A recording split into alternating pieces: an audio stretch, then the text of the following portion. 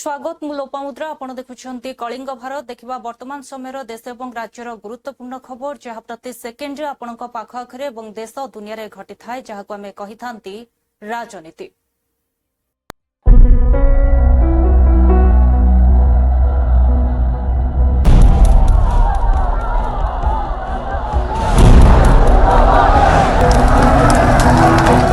राजनीति जेउठी गोटे ही सत्य जितिबा जेकोसी मूल्य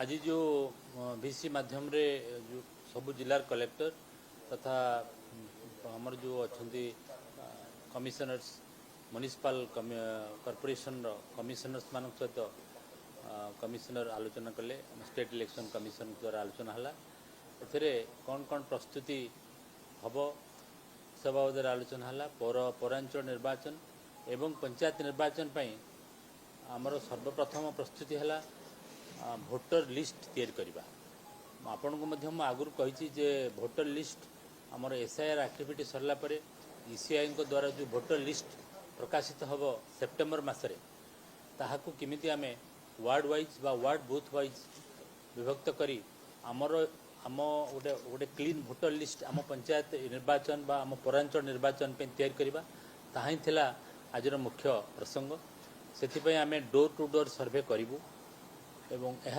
अक्टोबर मसरे आरंभ हो अक्टोबर द्वितीय सप्ताह द्वितीय फर्टनाइट रे ये डोर टू डोर सर्वे हो ता नवेम्बर मास पर्यंत चलो एवं से डोर टू डोर सर्वे मध्यम आमर भोटर लिस्ट तैयारी हो यहाँ है मुख्य प्रसंग ता बाद आमर जो बैलेट बॉक्स गुड़िक अकामी होगी पड़ी विभिन्न जिले में सेगुड़िक रिपेयर करने आम केतोटी आमर Odisha state small scale industries corporation आमको 9टा भेंडर लिस्ट देती एम्पानेल्ड भेंडर्स तांको द्वारा आम से बैलेट बॉक्स गुड़िक मरामती पुराना बैलेट बॉक्स गुड़िक मरामती करूँ ता व्यतीत आम नुआ बैलेट बॉक्स भी किसी प्रोक्योर करूँ तेणु बैलेट बॉक्स अवेलेबिलिटी और तार रिपेयर विषय भी आलोचना है तापर ये जो सर्वे आम करूँ डोर टू डोर सर्वे से जो टीम फॉर्मेशन हम टीम रे बीएलओ रे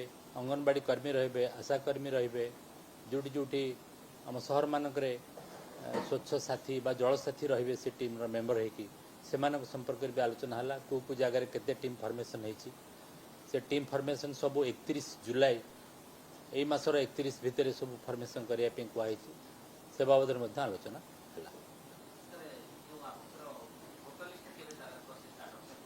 हाँ भोटर लिस्ट प्रोसेसटा मु आगुरी कही से अक्टोबर द्वितीय पक्ष आम आरंभ करने जाऊँ द्वितीय पक्ष माने 26 अक्टोबर रु 7 नवेम्बर पर्यंत चलो बोले आम आपातः स्थिर कर रिजर्वेशन प्रोसेस आप समस्ते गणमाध्यम भी प्रकाशित होती आप समस्त जानी जे चेयरमैन मानकर रिजर्वेशन माने जो नुआ नुआ नुआ पौरांचल गठन होती तार रिजर्वेशन ऑलरेडी प्रकाशित हो जाती एच&ड्यूटी डिपार्टमेंट प्रकाशित कर पर्यायक्रमे अन्य रिजर्वेशन भी सरकार ताको प्रकाश करेंगे सेटा नोटिफिकेशन हम तेणु सेटा सरकारी प्रक्रिया सेटा मध्य चली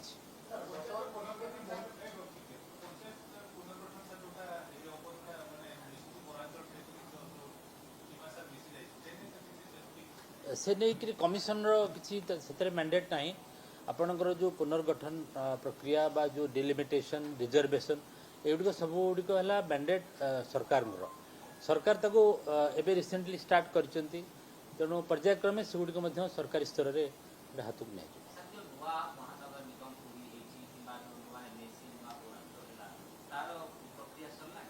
हाँ मुझे आप जस्ट कहली जे से नुआ पौरांचल गुड़िक है तार रिजर्वेशन चेयरमैन मान रिजर्वेशन तार नोटिफिकेशन रिसेंटली होती प्रस्तुति तो चली मुझे कही रखे जे प्रस्तुति सरकारी स्तर में आम स्तर में जी प्रस्तुति हवा कथा हो तेणु निश्चित भाव नोटिफिकेशन इलेक्शन नोटिफिकेशन सेंसस परे हम सेंसस रो जो हाउस माने पॉपुलेशन एनुमरेशन हबो तापर नोटिफिकेशन हबो एवं नोटिफिकेशन हला पर जणा पड़िबो नोटिफिकेशन रे डिटेल आसीबो डेट्स सब तेणु आपणकर निश्चित भाव में नोटिफिकेशनटा या परे हबो सेंसस रो जो पॉपुलेशन एनुमरेशन हबो फेब्रुआरी रु मार्च प्रथम सप्ताह ता परे परे इलेक्शन नोटिफिकेशन हबो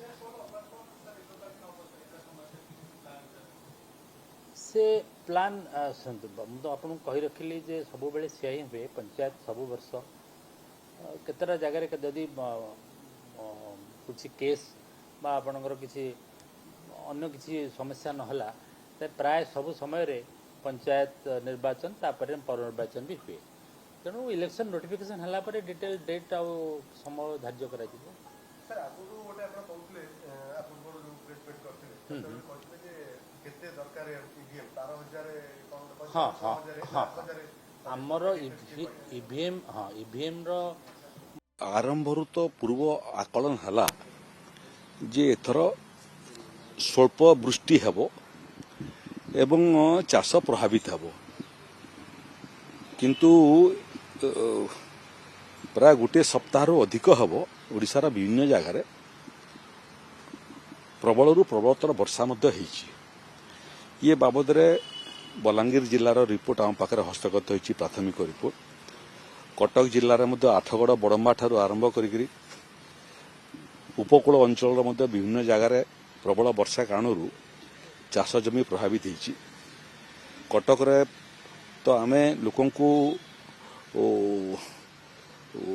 तांकर प्रभावित अंचल रु बाहर करी आश्रयस्थली को मध्य नैथिलु एवं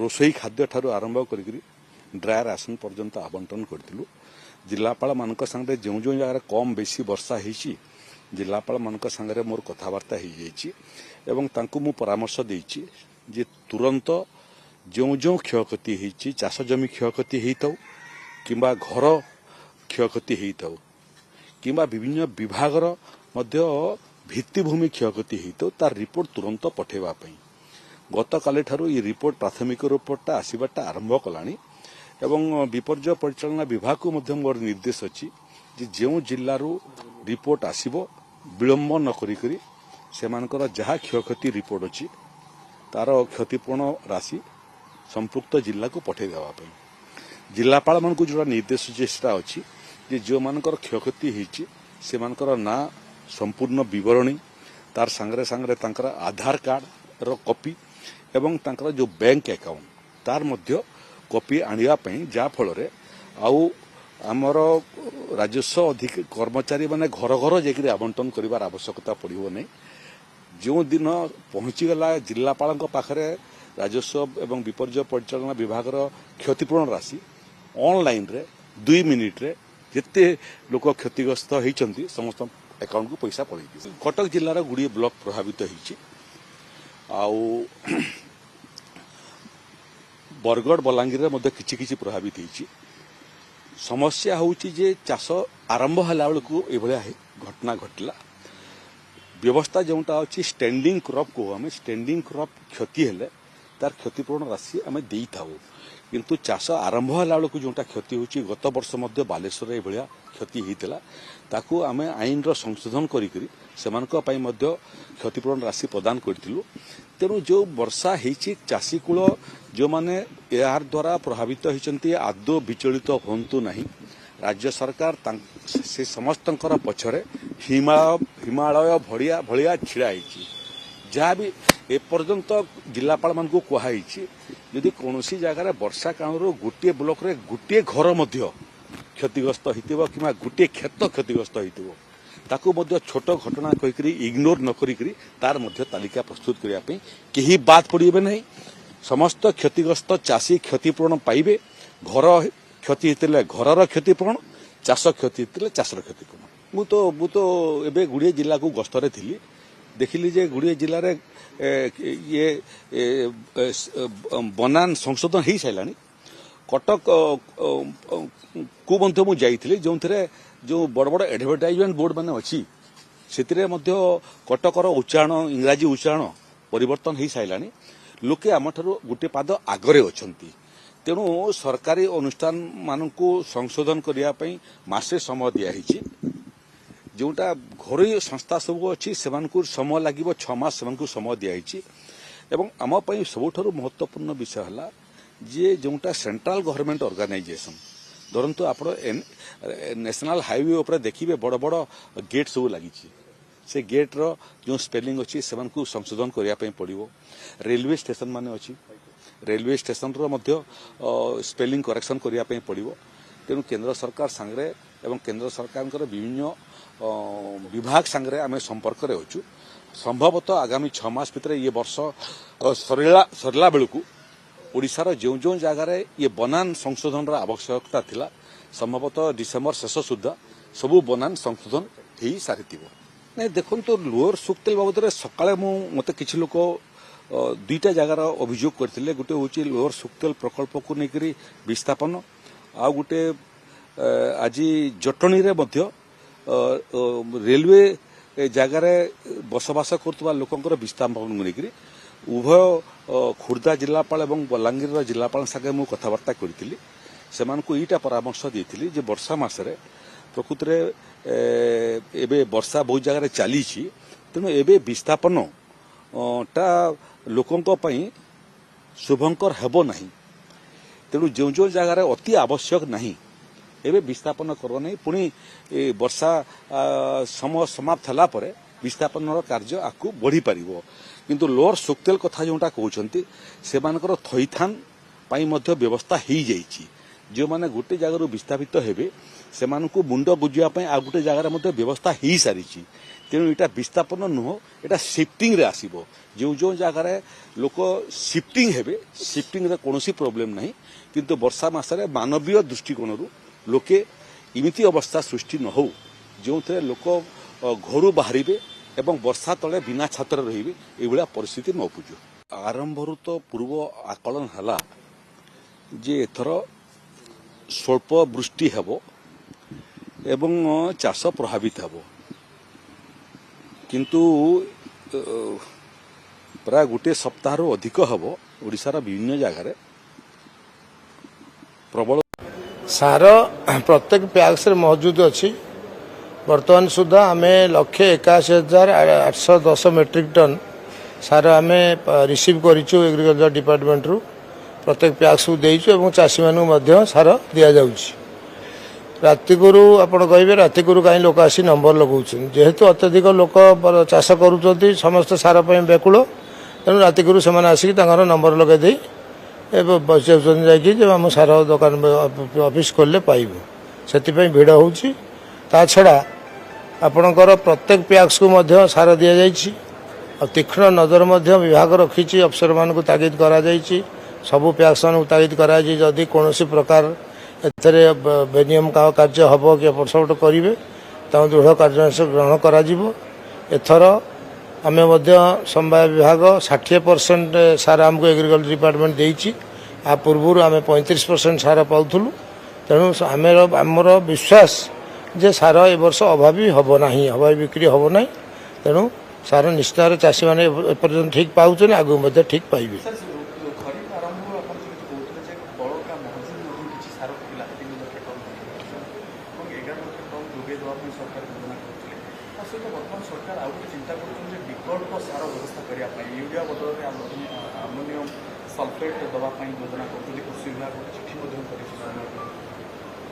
यूरिया और डीएपी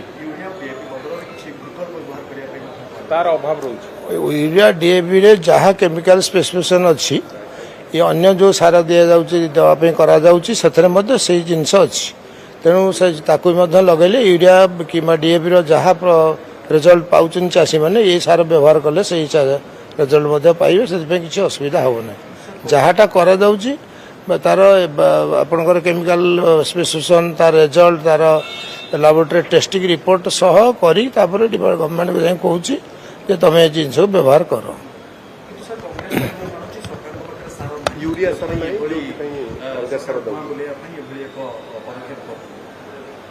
भुआ बुलेबे कौन कौन आम अन्य कौन सार देदेले से गछ तो हेनी फल तो हेनी आ सरकार भुआ बुलेबे चाषी कौन चाषी ମାରିଦେବାକୁ ସରକାରଙ୍କର ଇଚ୍ଛା କି? ଏମାନେ ବିରୋଧୀ ଦଳ ଅଛନ୍ତି, ଏମାନେ କିଛି ଭିତରକୁ ପଶୁନାହାନ୍ତି। ଯିଏ ଯାହା ରାସ୍ତାଘାଟରେ କହିଲା ଶୁଣିଲେ କହିଦେଲେ। ସେଟା ଯୋଉଟା କହୁଛନ୍ତି ସେଟା ମିଥ୍ୟା ଅପପ୍ରଚାର। ତେଣୁ ଯାହାଟା ଆମେ କରୁଛୁ ଚାଷୀଙ୍କର ଉନ୍ନତି ପାଇଁ କରୁଛୁ, ଚାଷୀଙ୍କର ଭଲ ପାଇଁ କରୁଛୁ। ସାର୍ ୟୁରିଆ ବଦଳରେ ଯଦି ଡିଏପି ବା ସଲଫେଟ୍ ସାର ଦିଆଯିବ ସିଏ ତ ସେଇ ହିସାବରେ ଫଳ ହବନି, ଏଇ କଥା ହିଁ ସେମାନେ ଅଭିଯୋଗ କରୁଛନ୍ତି। ସେମାନେ ଅଭିଯୋଗ କରୁଛନ୍ତି ଆପଣଙ୍କର ଡିଏପି ଯୋଉ ଡିଏପି ସାର ଦିଆଯାଉଛି ସେଟା ଦିଏ, ତାର ଅଲଗା ସାର ସେଇ ସ୍ପେସିଫିକେସନରେ ତିଆରି କରାଯାଉଛି, ଅନ୍ୟ କମ୍ପାନୀମାନେ କରୁଛନ୍ତି। ତେଣୁ ସେ କମ୍ପାନୀମାନେ ଆପଣଙ୍କର ଯୋଉ ୟୁରିଆ ଯୋଉ କମ୍ପାନୀ ତିଆରି କରୁଛି, ଅନ୍ୟ କମ୍ପାନୀ ଯୋଉମାନେ ୟୁରିଆ ସ୍ପେସିଫିକେସନ ତିଆରି ସେ ଅନ୍ୟ ସାର ନାଁଟା ଅନ୍ୟ ଦେଇଛନ୍ତି। ତେଣୁ ସେଥିରେ କିଛି ଅସୁବିଧା ହେବ। କେବେ ସାର୍ ଯୁଦ୍ଧ ପାଇଁ ଆପଣଙ୍କର ସାର ଆସିବା ଟିକେ ବିଳମ୍ବ ହେଲା, ଯେହେତୁ ଆପଣଙ୍କର ସବୁଆଡ଼େ ଆପଣ ଫ୍ଲାଇଟ୍ ଆରମ୍ଭ କରି ଜାହାଜ ପର୍ଯ୍ୟନ୍ତ ସବୁ ବନ୍ଦ ରହିଲା।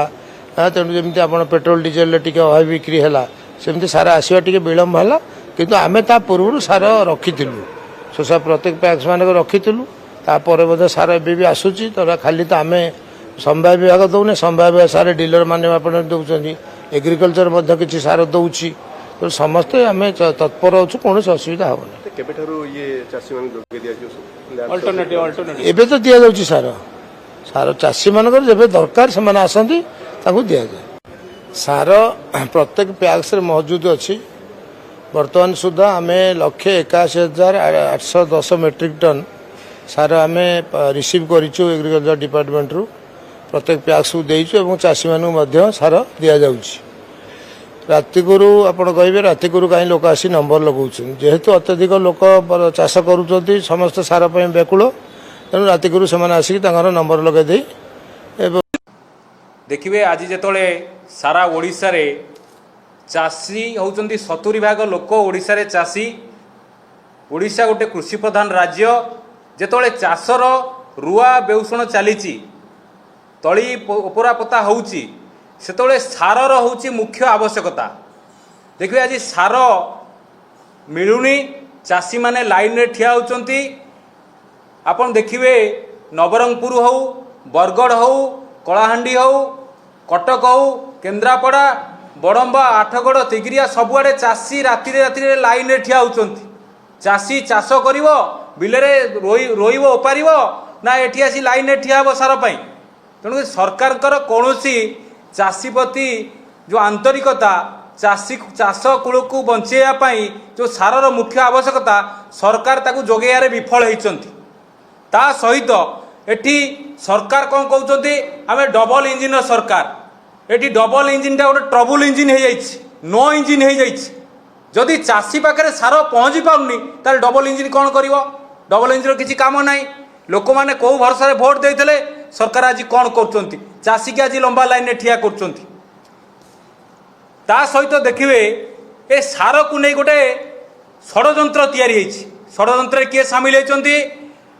କୃଷି ମନ୍ତ୍ରୀ କତରୁ ଆରମ୍ଭ କରି କୃଷି ସଚିବ, ଅଫିସର, सोसाइटी समस्ते गोटे मिली भगत होती जे सार आभेलेबल रही न रही कौन हम सारर कला बजारी हम सार कौट रो मैंने लाइसेंस पाई ना जहाँ कतरे लाइसेंस ना से बीजेपी रो नेता और कर्मी तांकरी पाखरे बर्तमान सार होल्डिंग अच्छी सार होल्डिंग करी से माने केते बिकुचंती 2025 मसीह ग्रूमर रेट थेला जहाँ चाषर मुख्य जिनिस ग्रूमर सार तार रेट थेला 1214 टंका किंतु सेही सार बढ़िकी ए वर्ष सरकार बढ़ेले 2100 टंका प्राइस धार्य करचंती जेतो 2100 टंका प्राइस धार्य करचंती से सार बिक्री होउची 2700 रु 2800 टंका जेतले यूरिया सार 266 टंका रेट अछि सरकार सेतले 266 टंका रे जोटी अवेलेबिलिटी करिया कथा सेतले 266 टंका बदल रे चासी 500 रु 600 टंका दे से सार किनुची ताले चाष पई जो सार व्यवहार होउची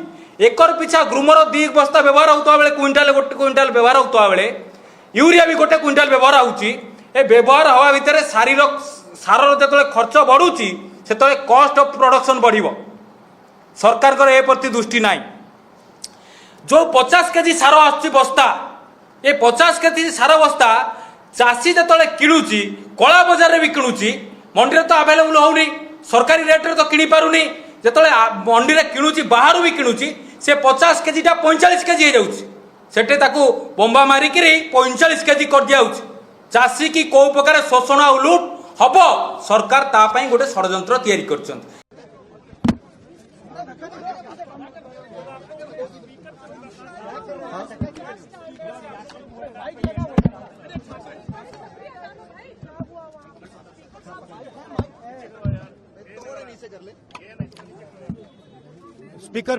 स्पीकर के पास गए हम एंड हमने कहा कि देखिए हम स्टूडेंट इशू पे डिस्कस करना चाहते हैं और स्पीकर ने हमें कहा कि डिस्कशन के लिए उन्हें सरकार से पूछना है। मतलब आप समझिए, speaker is telling us that to debate in parliament he has to take permission from the government. He is openly telling us that. ठीक है, देखिए इशू स्टूडेंट्स की है, यूथ के फ्यूचर की है, और ये जो किया जा रहा है, लोगों को मारा जा रहा है, पीटा जा रहा है, this is completely un Indian. Modi ji has not even apologized for what has happened yesterday. Now, ये जो युवा हैं, ये एजुकेशन सिस्टम के बारे में, टेस्टिंग सिस्टम के बारे में प्रोटेस्ट कर रहे हैं। पूरा देश जानता है कि education system, testing system is broken. It has ceased to exist. Testing system has been hollowed out by termites. That is all they're saying. Nothing wrong with it. We've been saying it. I've been doing presentation after presentation about this. Why is the Prime Minister silent? What is the reason? He should apologize to the students and he should stop this nonsense of police people thrashing students. This is completely wrong.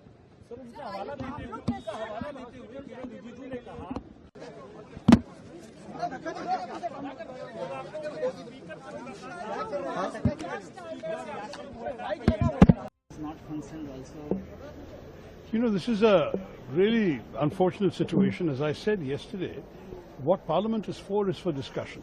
We have a number of issues that are burning up the nation, including this capital city. We've seen what happened yesterday. And in these circumstances, if Parliament is not the forum to discuss them, then what is the forum? I mean, I have to tell you, the government's being unfortunately very stubborn about these things. And I think the Speaker should just take matters in his own hands and resolve this deadlock in Parliament by inviting an open discussion on the entire situation, the student protests, the hunger strike, the lathi charge, the violence against 100 people are in Ram Manohar Lohia Hospital. How can you ignore such a matter? How can you refuse to let Parliament function? It is unconscionable on the part of the government. I think the government should now immediately have a discussion in the House. Our leader of the opposition is prepared to speak. He's now telling the media all this. I think you should really now move on to using Parliament as a forum for democracy and getting the nation's business discussed before the nation. Prime Minister has said that strict action must be taken against the culprits of the meat. And this is a collective responsibility. It must be taken. Who is the one? I mean, they are the ones who have to take the action. It's their government. They should have pinned accountability ages ago. When did this happen? It's not yesterday or day before. Why have they waited till Parliament to come to talk about pinning responsibility or taking action? Action should have been taken a long time ago. In any case, now they should take action and they should also diffuse all these protests. These students are citizens of this country. They're the future of this country. Don't treat them like this. Very, very sad. Thank you. It's not concerned also. You know, this is a... नाराजगी थी सरकार के प्रति, हालांकि कुछ तस्वीरें ऐसी भी आई जिसमें छात्रों के ऊपर लाठीचार्ज भी होते हुए नजर आए, लेकिन पुलिस ने इसको खंडन किया। कैसे आप इस पूरी स्थिति को देख रहे हैं इस वक्त? तो ये नौबत क्यों आई? हमारे देश के बच्चे, हमारे छात्र, हमारे नौजवान, उनका कोई एजेंडा नहीं है। वो अपनी बात को रखने के लिए लंबे समय से गुजारिश कर रहे थे, मांग कर रहे थे, हड़ताल कर रहे थे, धरना दे रहे थे। सरकार ने कोई संवाद नहीं किया, कोई चर्चा नहीं करी। और सरकार की जिम्मेदारी बनती है, पहली बार ऐसा नहीं कि कोई आक्रोशित था या आंदोलन करना चाह रहे थे या धरने पे बैठे हुए थे।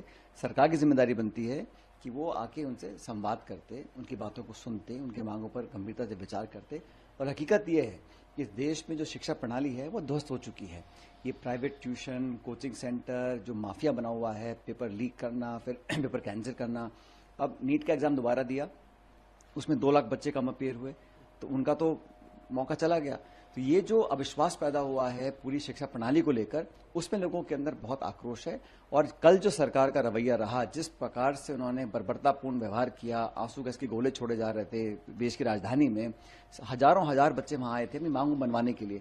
तो ऐसा क्या है कि शिक्षा मंत्री इस्तीफा नहीं दे सकते हैं?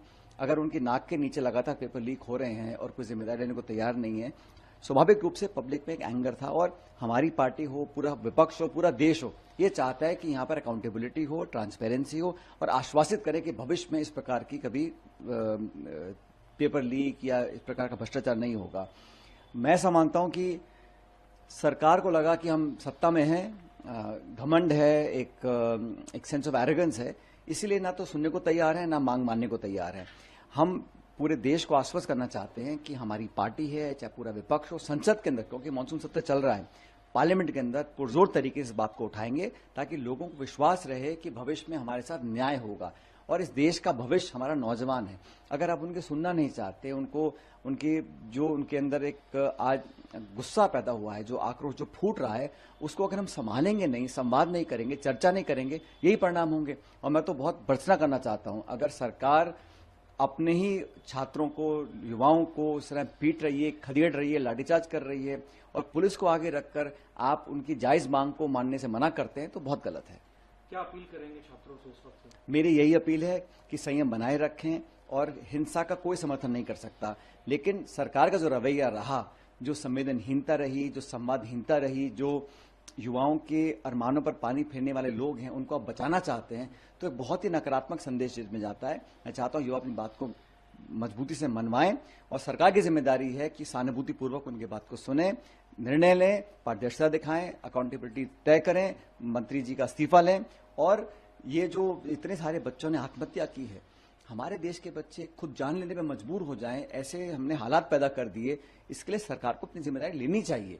और मैं उम्मीद करता हूं कि सरकार अंत में जनता के दबाव के सामने झुकेगी और नौजवानों की हमारी मांगों को मानेंगे। अपोजिशन लगातार पार्टियों पर छात्र नजर आए, प्रोटेस्ट हजारों की संख्या में लोग नजर आए, नाराजगी थी सरकार के प्रति।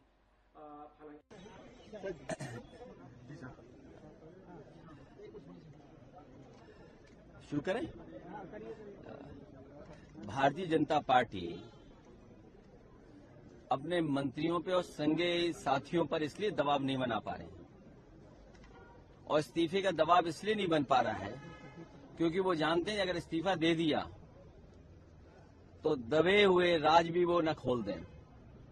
इसलिए भारतीय जनता पार्टी अपने किसी संगी साथी मंत्री पर दबाव नहीं बना पा रहे हैं और वही कारण है जिसकी वजह से इस्तीफा नहीं हो रहा है। इस्तीफा देने वाले कहीं दबे हुए राज न खोल दें, इसलिए किसी का इस्तीफा नहीं हो रहा है। और जो कल छात्रों के साथ, युवाओं के साथ हुआ है, कोई कल्पना नहीं कर सकता था कि आजादी के बाद इस तरह का व्यवहार किसी सरकार ने किया हो। सर पर चोट है, आंसू गैस के गोले चले, लोगों के सर पे टाके आए हैं, पैरों की हड्डी टूटी है, हाथ की हड्डी टूटी है या टाके आए हैं।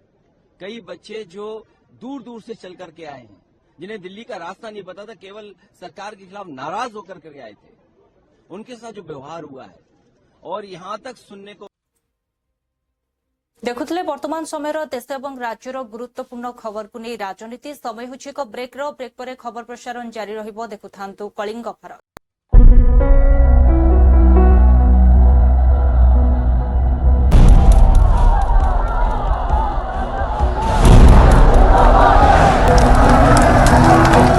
राजनीति जेउठी गोटे ही सत्य जितिबा जेकोसी मूल्य रे।